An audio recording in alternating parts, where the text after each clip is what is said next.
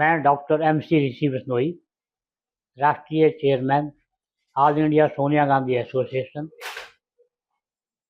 ये बात स्पष्ट कर रहा हूँ कि हम जनता के दिए गए जनादेश का स्वागत करते हैं।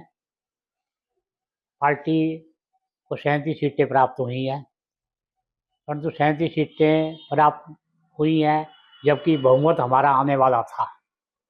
इसमें बहुत सी कमी रही हैं, नेताओं की आपसी लड़ाई झगड़ा और इलेक्शन का जाट और नॉन जाट के मुद्दे पर कन्वर्ट हो जाना, ये मुद्दा रहा में जिस करके पार्टी को सीटें 37 आई। तो डॉक्टर साहब एक ये कह रहे थे विपक्ष सीधा तौर से आरोप गुटबाजी काफी हैवी देखने को मिली, हुड्डा सेल्जा गुट अलग अलग, इसके कारण भी हाँ, पार्टी इसीलिए कम सीटें पड़ी हैं कि पार्टी गुटबाजी में बढ़ चुकी थी।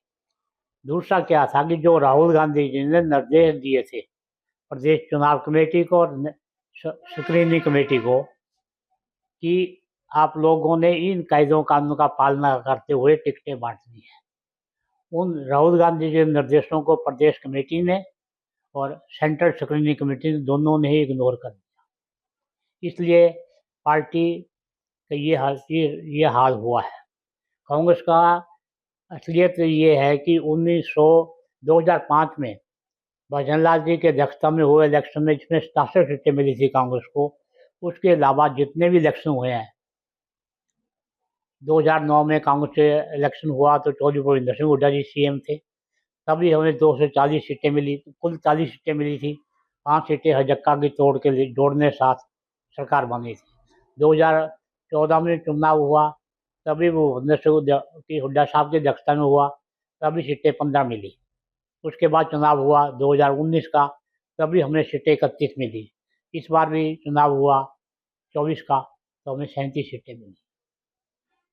तो डॉक्टर साहब जैसे उदय भान जो प्रदेश अध्यक्ष हो गए, पूर्व सांसद जो रहे ब्रजेंद्र सिंह उटाना से हार गए, बड़ी बड़ी जो लीडर थे ये भी हार गए, इनका क्या कारण था? इनका हार का कारण पार्टी के गुटबाजी थी और पार्टी के नेताओं द्वारा इनको हराने के लिए आजाद प्रत्याशियों की पूरी मदद भी की गई, इसलिए पार्टी हारी है। और यदि पार्टी एकजुट होकर इलेक्शन लड़ती तो 100% कांग्रेस की सरकार हरियाणा में थी। यही गलती 2019 में हाल करे थे कि 2019 में कांग्रेस सही टिकटें बांटती और सही टिकट इलेक्शन लड़ते तो 2019 में भी वह सरकार थी। तो अब यही कहा जा रहा है कि हरियाणा के जो अध्यक्ष है उदय भान और जो प्रभारी है दीपक बावरिया, इनको आगे बदला जा सकता है।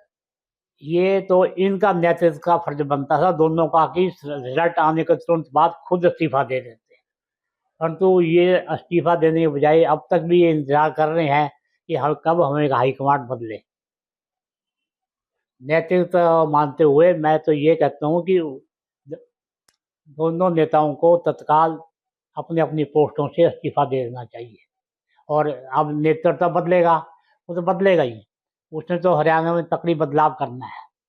ये बदलाव नेतृत्व अब करेगा तो इनकी क्या औकात रह जाएगी।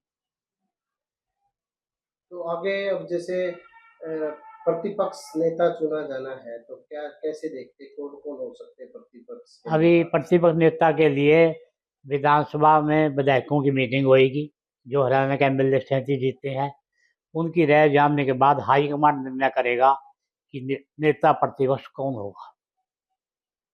अगर आदमपुर सीट की बात की जाए, आप बिश्नोई समाज से हैं और ये गढ़ टूटा है 56 साल का, चंद्र प्रकाश ने तोड़ा है, इसको लेकर क्या कहेंगे आप, क्योंकि भजनलाल का यहाँ शुरू से ही गढ़ रहा है। देखो, इसमें ऐसे है कि आदमपुर भजनलाल जी का गढ़ था और आज भी वो उनका गढ़ है। चुनाव में कोई कमी रही होगी तो वो उनको ज़्यादा पता होगा, उनके आदमियों को जो खड़े थे। परंतु दुख मुझे जो बात आपने ये कही कि समाज के थे, तो समाज की बात ये है कि समाज का मेंबर होने के नाते तो मुझे दुख है कि भी बिश्नोई समाज के 2 MLA बीजेपी ने खड़े किए, आदमपुर से बब्बे बिश्नोई और फतेहाबाद धूड़ाराम, दोनों पराजित हुए। समाज को तो इसका नुकसान है ही, परंतु राजनीति में क्योंकि हम एक दूसरे के अलग अलग पार्टियों में हैं, तो कांग्रेस तो इस बात से खुशी है कि दोनों जगह पे कांग्रेस के एमएलए जीते हैं।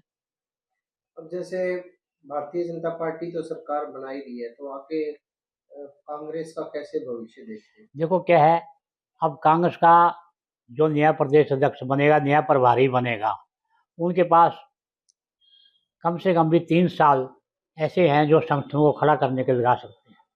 3 साल तक तो उनको संगठन की तैयारी करनी चाहिए। उसके बाद इलेक्शन होगा तो सरकार बन जाएगी कांग्रेस की। परंतु यदि संगठन ना बनाया फिर तो वो हाल हो, उस रास्ते पर पड़ेगा हरियाणा जिस रास्ते पे यूपी और गुजरात है। तो क्या लगता है संगठन ना बनने से इन चुनावों में खामियाजा भुगतना पड़ा? संगठन ना बनने से नुकसान होता ही है पार्टी का, क्योंकि जिम्मेदारी किसी की नहीं होती नीचे काम करने की। और जो विधायक लोग खड़े थे ये सारे अपने अपने चमचों के सारे लड़ रहे थे इलेक्शन। पार्टी संगठन होता तो 10-12 एमएलए और बनते कम से कम कांग्रेस के, सरकार कांग्रेस की होती। परंतु हाईकमांड को ये चाहिए आगे से, अभी से ही, कि हरियाणा में इतनी सख्ती करके इन सभी नेताओं को वर्करों के बराबर ला दे, जिससे कि वर्कर और नेता का भेदभाव भी खत्म हो जाए। आज इंडिया सोनिया गांधी नेशनल कार्यकर्ताओं का इस बात का पूरा आभारी हूँ कि उन्होंने अपने चुनावों में अपने हिसाब से पूरी मदद की है पार्टी। किन लोगों को नियुक्ति पत्र दिया गया? आज इंडिया सोनिया गांधी एसोसिएशन आज की डेट से ही उन्हें संगठन को मजबूत करने के लिए सभी सत्रों पर नई नियुक्तियां कर रही है। इसमें सबसे प्रमुख नियुक्ति है श्री वेदभूषण दहिया जी, जो पंचकुला में रहते हैं। उनको राष्ट्रीय महासचिव नियुक्त किया गया है और वो उनके पिताजी 3 बार कांग्रेस के विधायक रहे हैं दादरी से, और खुद चीफ इंजीनियर के पद से रिटायर हुए हैं। दूसरी नियुक्ति हुई है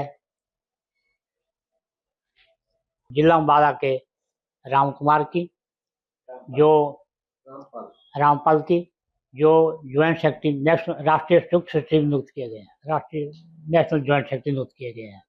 इसके अलावा हिसार के अंदर पाल जी को, जो हिसार के ही रहने वाले हैं, उनको कार्यकारी जिला प्रधान नियुक्त किया गया है। वीरेंद्र नरवाल जी को हिसार जिला का जिला कार्यकारी प्रधान नियुक्त किया गया है। उन्हें अधिकृत किया गया है कि वो जिला हिसार के संगठन की दोबारा रूपरेखा बनाए। देश दुनिया की हर खबर सबसे पहले देखने के लिए फॉलो करें Dainik Savera TV, YouTube, Facebook, Instagram, X और व्हाट्सएप चैनल पर।